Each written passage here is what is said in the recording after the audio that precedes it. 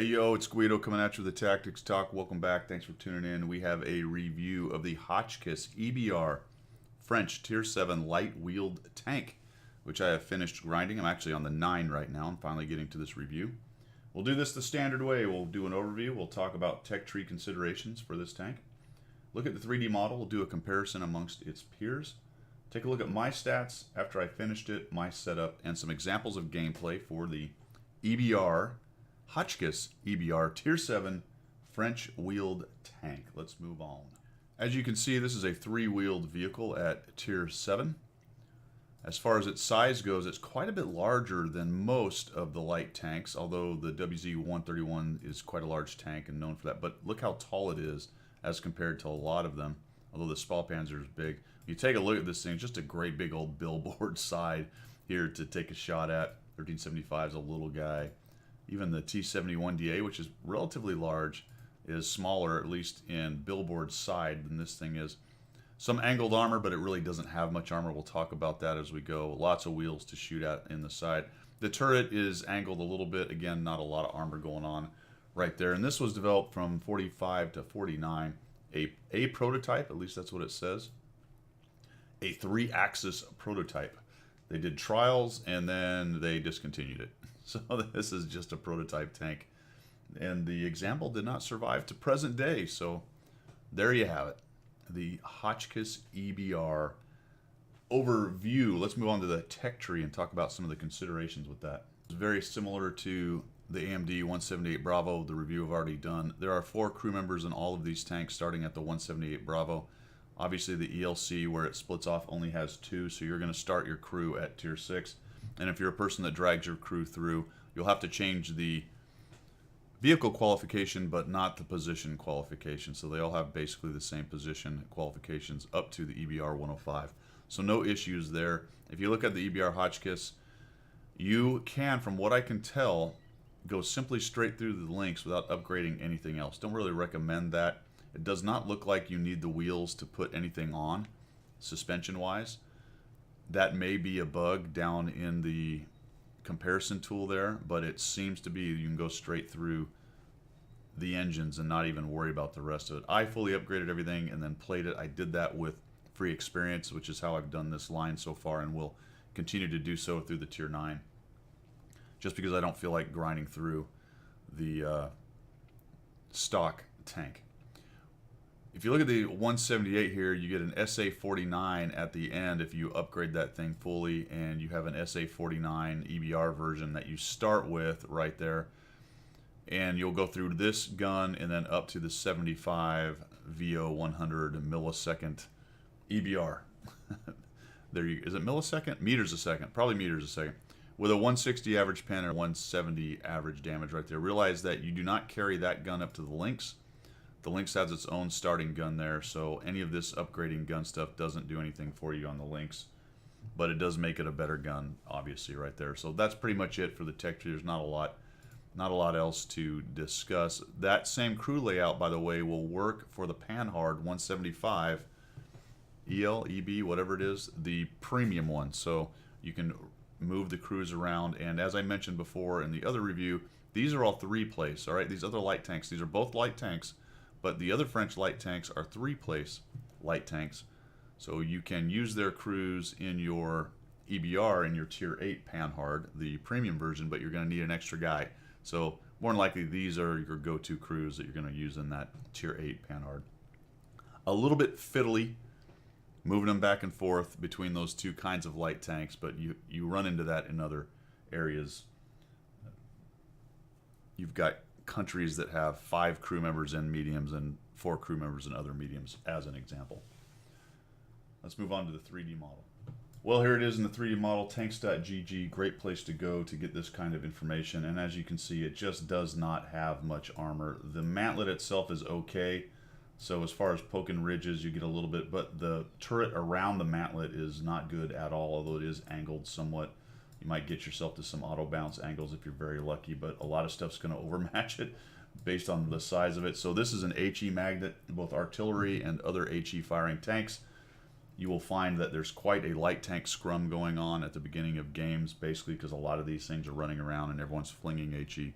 We'll talk about the gun in a minute, but it's got a pretty good HE round in it, so it can do a lot of damage as well as flail around with a lot of speed. So not a whole lot to talk about. These models are kind of funny because the wheels are not showing up on there. Looks like some kind of weird submarine or something right there. All right, let's move on to the next thing. All right, the comparison amongst its peers at Tier 7. Does it really have a peer? I don't know. It's a wheeled tank. It's a light tank. It's a wheeled tank. What is it? Is it a scout? It's not a scout. Is it a just fast assassination vehicle? I don't know. We'll talk about that as we go, but let's take a look at the comparison here. You can see that firepower-wise, the number that Wargaming gives it is fairly low, and I would agree with that. It's got an average damage of 170, which is right in there with most of those tanks.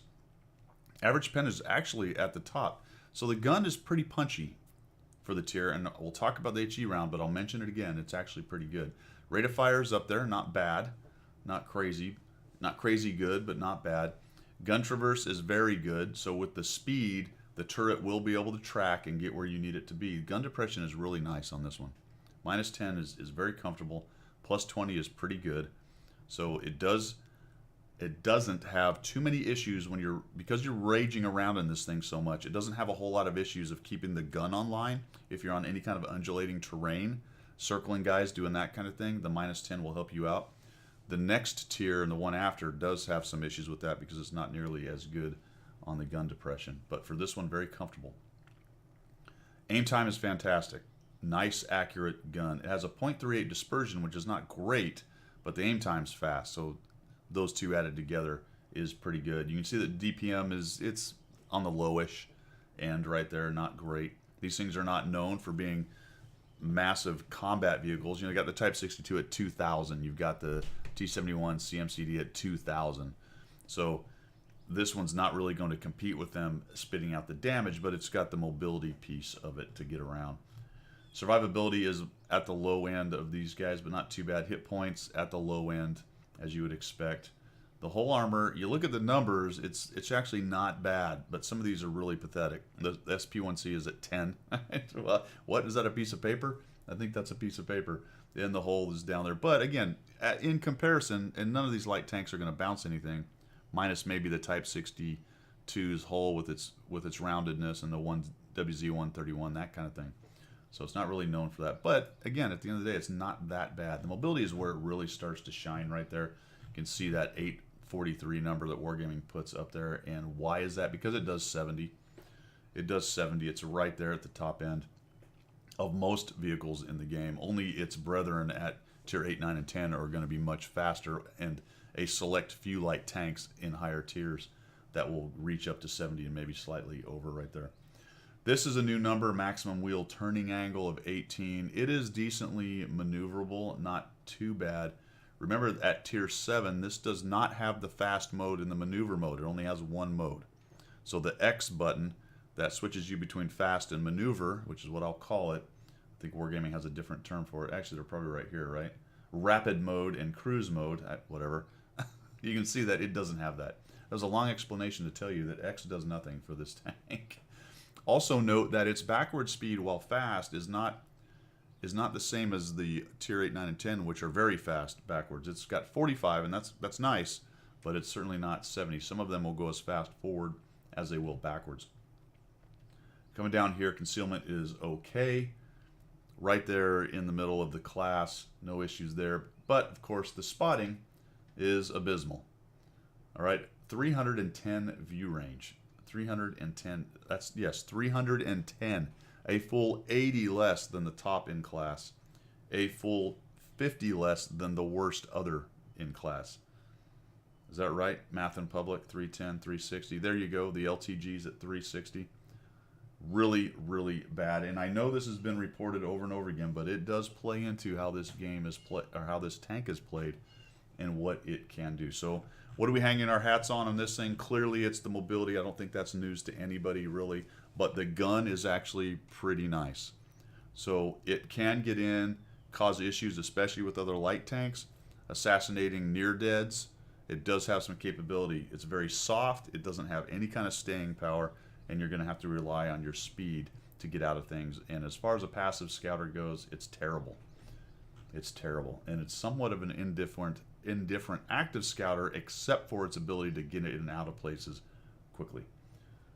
All right, that is the comparison. Let's look at how I did. For the EBR, I played 46 battles in it. That got me from a fully upgraded module tank to the next tank. So I didn't grind any of the modules. It took me 46 battles to do it, 887 average experience, 57% victories. There were a couple missions in there that gave blocks of experience. I may have actually used one of those on the EBR. I don't remember on the Hotchkiss. So that may be a slightly lower number than needed. And depending on your skill at the game, it's going to be more or less. And then, of course, if you factor in that you're going to grind all the modules, if that's how you're going to do it, it's going to be considerably more than 46 battles. 887 average experience, 57% win rate. I actually did really well with this one. It compares favorably to the rest of my Tier 7 scouts. So basically, at the end of the day, when I look at these stats, and it is a relatively low sample size, 46 is starting to get the real picture, but it's not probably the real picture for what I would do in this thing long term, but I think it's close, and it actually tracks pretty closely to the rest of the tanks. What's interesting about sample size is take a look at the 1375 and the Hotchkiss. I'm at 67% in the 1375, but almost half of the damage caused and assist damage is slightly higher. So that's a great example of where 5 or 6 games in a low sample size can skew your win rate just a little bit. I've even got a lower average experience on the 1375 and a much better win rate. So you take some of that with a grain of salt. That being said, though, the numbers, other than the 1375, if we look over at the 131 at 1,000 damage and 700 assist, and the Type 62, which has a comparable number of battles at 40, at 1,100 and 674 assist, these are all basically the same. So it does function for me as well as my other Tier 7 scouts, despite the fact that we talk about it can't passive scout, and it's kind of an indifferent active scout because you have to get so close. Why does Guido think it performs that well? Because of its speed, obviously. And if you're a good player and you can use that speed and maneuverability, your map knowledge, your ability to analyze the match, then this tank is going to work pretty well for you. It's really going to work pretty well for you. But if you're not paying attention, if you're not careful, and you just think it's a YOLO rage tank, you're going to find yourself struggling hard and have a hard time with this thing. But the rest of the numbers are pretty in line. Taking a look at it, I'm at 2.9 damage ratio, 2.65 destruction, which is pretty high, actually, to be quite honest.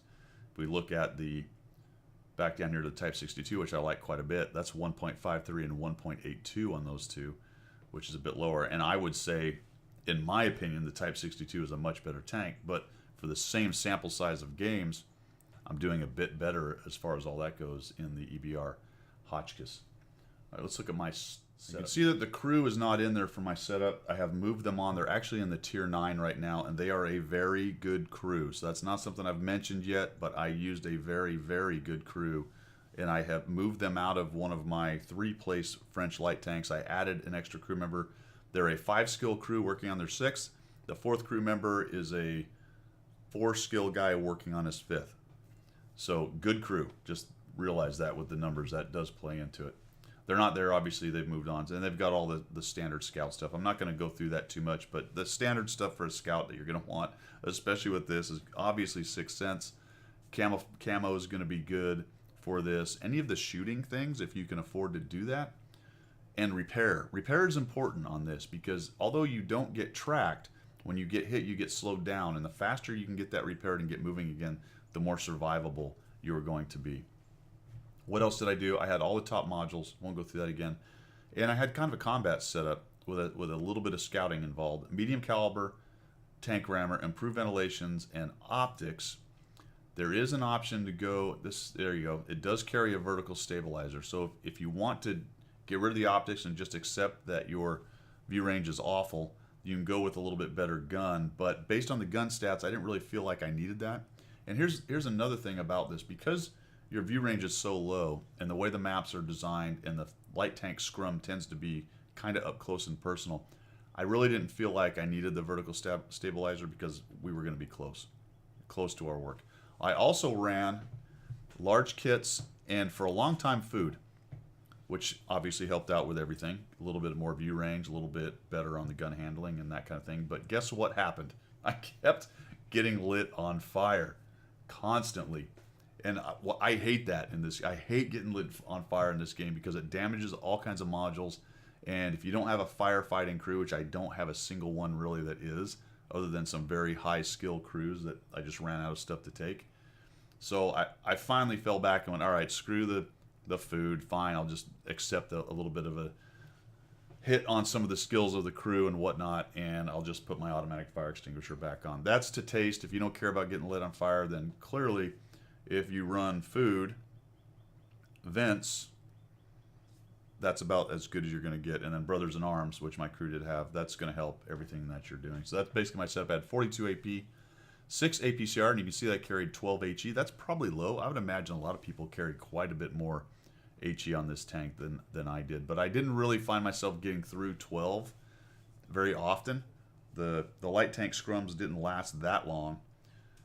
But again, you could probably carry more. And really, why not? Because you got 42 AP going on. 40, take another 10 off there. You still have 32 shots with AP and 22 with HE and 6 APCR. You're probably good to go as far as that goes. But that was my setup on this tank. Now let's jump into some examples. This was my actual first game in the tank after I unlocked it, and I just started raging around just to see what it can do. I liked the Tier 6 quite a bit. This one started to get me to understand the next level of what these tanks would be.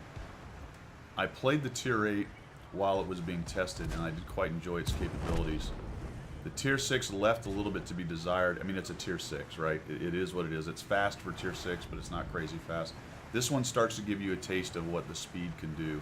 And when you get to Tier 8 and 9, you're really going to see it. But this one, at least, you started to feel it. So I'm going to start I'm just raging around. We're doing the light tank thing. I actually stop here. It's probably not the greatest thing to do. I'm lobbing HE at everybody. There I go, dropping 292 on that poor guy. Missed him right there. That's a bummer. Just bad gunnery on my part. There's another Tier 6 guy running. Miss him. And there's another guy right there. And what's interesting is it just took him forever to spot me as I'm sitting there because it's a couple wheeled tanks, and they're as crummy at seeing things as I am. And I'd imagine he may have seen me. He was pretty close, but it was also possible that the 12 tier, the Skoda, was the one that finally actually did see me. See this guy come across here. We'll drop 366, and it was actually 244. That's a little misleading sometimes, the number that shows up. If somebody else hits about the time you hit, then you are going to see a much larger number than you are actually responsible for. The AMX 178 Bravo's running around. This thing will eat up the 178 Bravos. No real surprise, it's a Tier 6 against a Tier 7, but if you're throwing that HE around with this thing, man, you can really have a good time. So here I'm just using the speed. I'm just raging around. I didn't have much of a plan. It was the first game, so I just kind of wanted to see what it would do. Come through here, nuke that guy. Notice the auto aim that I'm using is the kind of enhanced auto aim that they put on for the wheeled vehicles. So you don't have to actually be pointing right at them, but you do have to be pretty darn close. So I would say it's not as good as the Auto Aim Plus mod that used to be out there, but it's better than the old one, or the regular Auto Aim. You do need line of sight though. You cannot lock them behind things like below that little ridge right there. There is no way I can lock him up. I actually got to get the pipper on him. That does create some possibilities with camera angles, where if you can zoom out and get the pipper on him, you can auto lock him, even though your gun doesn't have line of sight to him. If you're in zoom mode, looking straight down your gun barrel, then you've got to have line of sight to him, which means that some of the zoom out mods are going to give you a bit of an advantage when you're dealing with this. I found that as well with the old Auto Aim Plus Auto Aim thing, Auto Aim mod, that it was much more effective when I had the zoom out mod being used, so I could do things like that. So we just come in here and bounce off that guy. Just using regular AP. I get hammered by the 178 Bravo, and I've got to run away. It does not take long for you to be killed when you get in amongst them like that. Getting slowed down, getting stopped, all very dangerous in this tank, or any of the wheeled tanks. Trying to get in here. I'm futzing around with the auto aim. I have found that it is difficult to use sometimes, and I don't know it. Sometimes I think Wargaming has their auto aim work about 60% of the time on on purpose. Maybe like it's mech'd that way just to discourage people from using it. I read an article recently about how there are people talking about wanting to get rid of it. I have always said that no PvP game should have any kind of auto aim involved. And that's where we get into the arguments. Is it auto aim? Is it an aimbot? For me, it makes no difference. I mean, it's a distinction without a difference, really. It's allowing you to do something without aiming. You know, you just drive around. You don't have to aim. I think I actually died right here to this guy because he out-reloads me. Looking right, yeah, there we go. And so 1900 damage, 1066. Yeah, I was top tier. Just a good example. It's kind of fun. I mean, I raged around. So let me cover something here that I think is really interesting about these tanks. Never mind the auto aim thing. We'll just let that one. Let's just let that one lie. These things are a lot of work to drive, which is kind of weird. Yes, it's a pixel tank game, so I'm not claiming I'm getting a workout or anything like that. I'm not saying it's hard and I'm great because I can do it. But the point is, if you're driving a heavy tank, it's kind of sedate and you're driving around. It can get exciting at times, but for the most part, it's all very controlled and casual, and you got it, you know. These things, from the beginning to the end, is spasticness in gaming, and you're all over the place. You're trying not to crash into things. It's complete chaos. And then you get to the end of the game, and you feel like, man, I have really done something great here. This was a great game. Holy cow. Look how awesome and then you get the stats page and you're looking at it going, I'm like 4th down on experience and damage. I thought I did a lot more than that.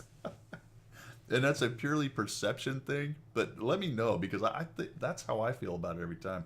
I've been streaming these things as well, and every time I come out, I'm thinking, oh man, that was great. And then I show the stats page and I'm thinking, well, that wasn't that great. All right, let's move on to the next example.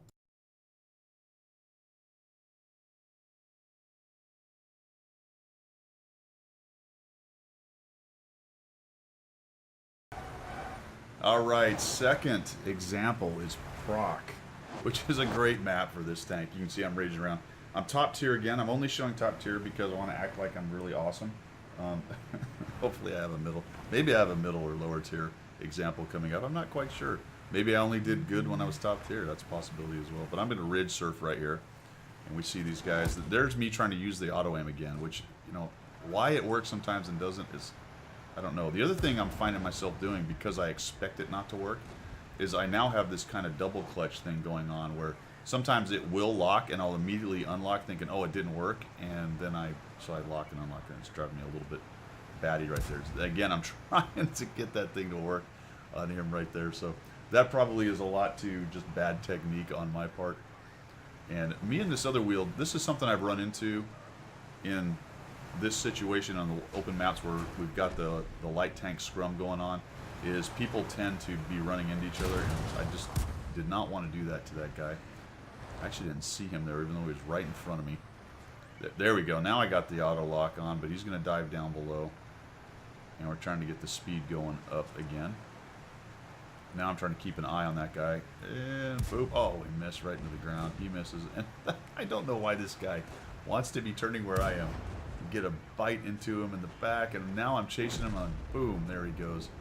We'll dive down there. We got a Tiger P and a Cromwell there, and we got a whole 371 damage and 448 spotting, which, if I'd have done that much action with any other light tank, I feel like I'd be well more ahead of that.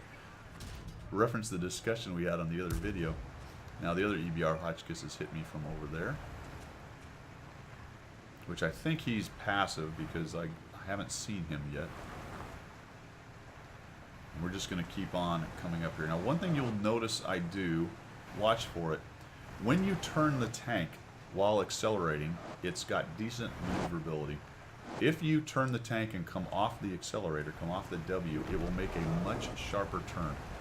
Almost like the power brake turn on regular tanks, but not quite. It won't slide. It will just turn much sharper.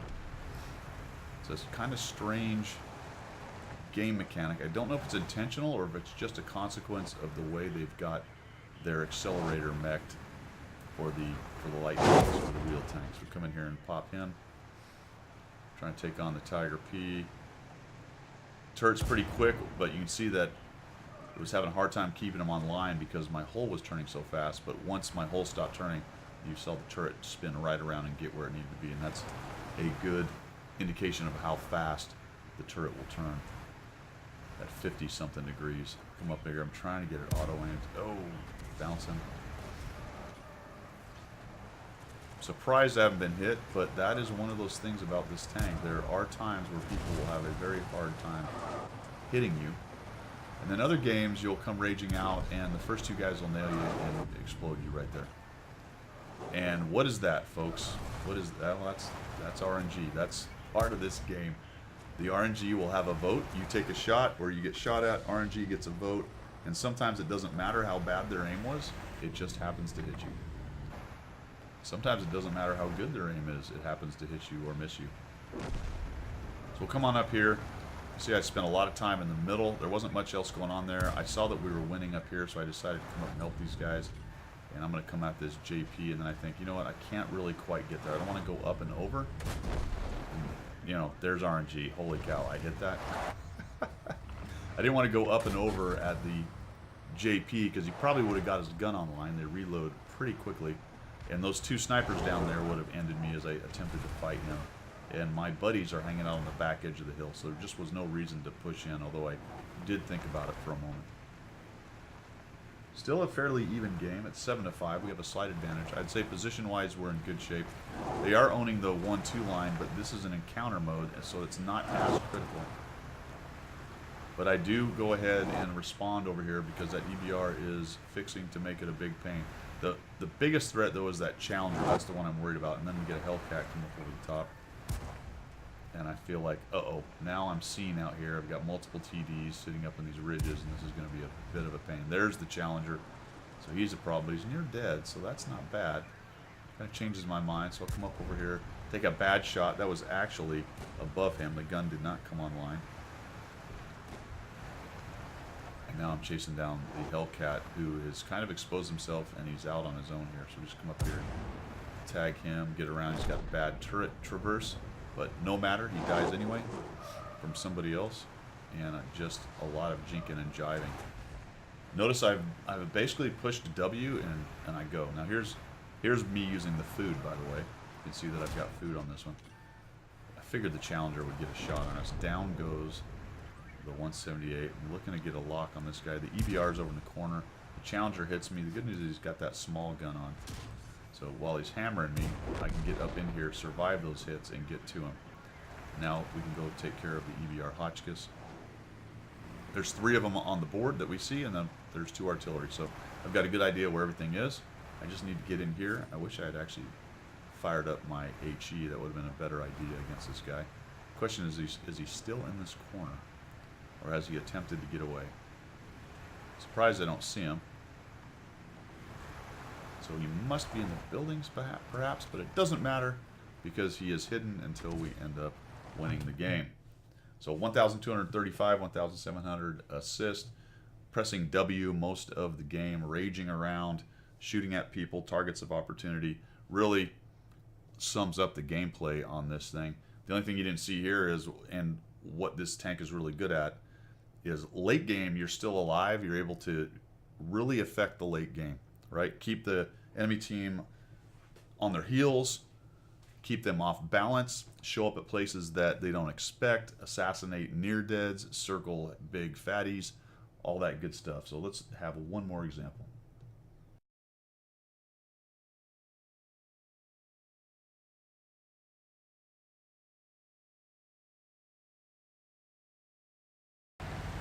For the third and final example, not quite bottom tier, but I am middle tier on this one. A 357 run cliff, spawned into the south, and I'm just going to head up to this spot. And this is a great example of what the mobility on this tank can do. I am going to get here a lot earlier than anyone is really going to expect. And we get a shot on a Cromwell, right? I got a shot on, and it looked like the Cromwell probably went pretty quickly up to here, although there's 3 lights that got in front of him, and now all those guys are headed up the hill. And I'm thinking, oh, that's not good. We got all kinds of lights up the hill. Got a Cromwell right here in front of me. So let's head over this way. I'm seeing if I can't sneak around and get some shots. I do have to be careful. Once those guys get organized on top and kill off the GF, we could have some trouble. I'm waiting for this guy to show up. There we go. Put a shot into him. He's looking at me now, so I probably don't want to duel that guy. The 3001D is attempting to get up there, but he's getting hammered to do so. The 4190 GF did damage him a little bit, so they are in not great shape up there. They are not in great shape. Something. What am I trying to say? I don't know. They're not doing great up there. Try to shoot the side of the low. He gets a little bit better angle than initially when I was aiming. He was able to bounce that thing. Not a whole lot of pen on this, and he's a tier 8 heavy, so not a big surprise right there. See the... Oop, backing up on that guy. I went for the T-29. I saw the 85 am. I should have just accepted it. There's an artillery round coming in. Only stuns me, thankfully. And we are looking like pretty bad shape. And we got a big stack down there on the 1-2 line doing not much of anything, all hiding behind a rock. They have really filtered up into the middle here. They're pretty much everywhere. Their tier 8s are up here. There's an 8.8 that I bounced off. That's really disappointing. Feel like this guy might be trying to come at me, but I come back around the corner, and that's good. We got a Sturv medium sitting up in the sniper hill. That's always great. Some guys going around the corner down there, and I'm just looking at this going, this is not a really good setup for us right here. I'm not feeling great about this. Let's see if we can kill him. No, he bounces. He's got pretty good reload, so it could be a problem. See if we can kill him off. There we go. T-37 misses me. And for whatever reason, mostly probably luck and the fact that we did go around the corner a little bit, they have not pushed through the middle. And they may be expecting snipers back there being a problem, but the fact is we don't really have any big TDs anyway. And if they counted noses, I think they would know pretty quickly that there just really isn't much of anything up here in the middle. So I get up on top, and I'm looking for something like this. Get the low trundling around. That's a bummer of a shot. I don't quite get where I want to hit him. He's looking to look up, and that thing actually has a pretty good elevation. So he was probably not far from hitting me, and the further he backed up, the easier it was going to be. So there he goes, trucking around, looking for shots on him. There is an artillery I do have to worry about. We'll come up over here. There, now he's going to move out away from the edge unwisely. I just put a shot right into his back deck, kind of hoping for a fire. Maybe should have put some HE in there. And I got to get out of there because he's, again, backing up. He's got good elevation. And he can counter me on that. Now he's taking an arty shot. That's good. So let's mess around here. Now you have to be very careful with the wheeled vehicles in these kind of spots. You can see that it's really painful. It's hard enough with the tracked vehicles to maneuver around on things like this. But the wheeled vehicles is extremely difficult. Now he's going to, again, extend away from the hill there and give me all kinds of shots.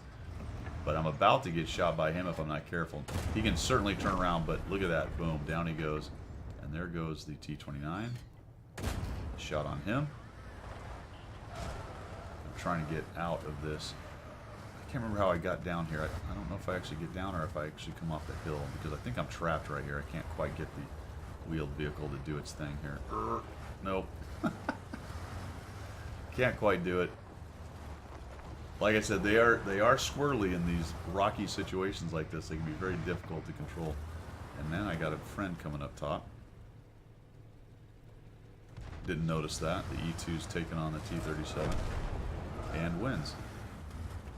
Now we've got the T-29 trundling around. Tried to go around that corner, but didn't work. So now I'm just going to say, all right, now back up. There we go. Now we got it going on. And that was an unfortunate series. It took me a long time to get back into the fight because I was stuck there. I didn't necessarily want to come straight off the hill and duel the T-29, but once he did what he did there, we were able to take him down. Trying to get off the hill without breaking something. There we go. And now we're back into the fight. We got a Panther 8.8 at 3002. Still quite a bit of beef to deal with, so I'll come up here to this bush. I'll take a look around. I want to just see what we got here. There's the BIS. That's fine. But what about the Panther and the 3002? Those two guys are a bit of a problem also. So we'll go ahead and get some high ground and see if we can't find those guys. BIS goes down. That's useful because as I'm climbing right here, I didn't want him to see me, but then I see the 8.8 driving around, so we'll just get a shot on him. And he decides to keep going. Oh, fantastic. He shows himself. Down he goes, and there's the other BIS. He's not really paying attention, so we can get a shot in his back. Oh, that was unfortunate. And it's down to just 3 enemy tanks. He's just showing his back very nicely. Might have been nice to have thrown some HE in there, if I had thought about it. Oh, that was unfortunate. Right into a rock right there.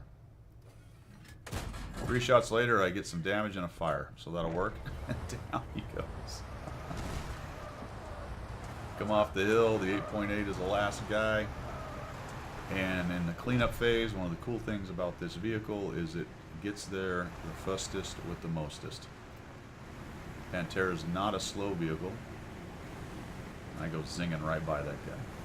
Trying to let me by, dude.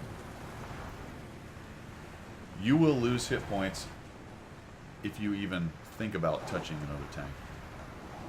So just watch out for that. I'm going to avoid going over the... No, I'm not. I thought I was. Never mind. I am going to warn him that I'm crossing. And then I figure he's right here, and I wanted to jump right on him. And I had him, but I was going too fast, so I actually overshot. That was pretty good. And I get 1 shot, and then the artillery hits him. Down he goes. So we're at 2,211, 1,332 assists. We've got 3 kills right there. And another good example of the mobility of this tank. Some of the challenges regarding maneuvering in certain terrain on it. And good example of gameplay at middle tier, even if it wasn't top tier. All right, guys, let's conclude this thing.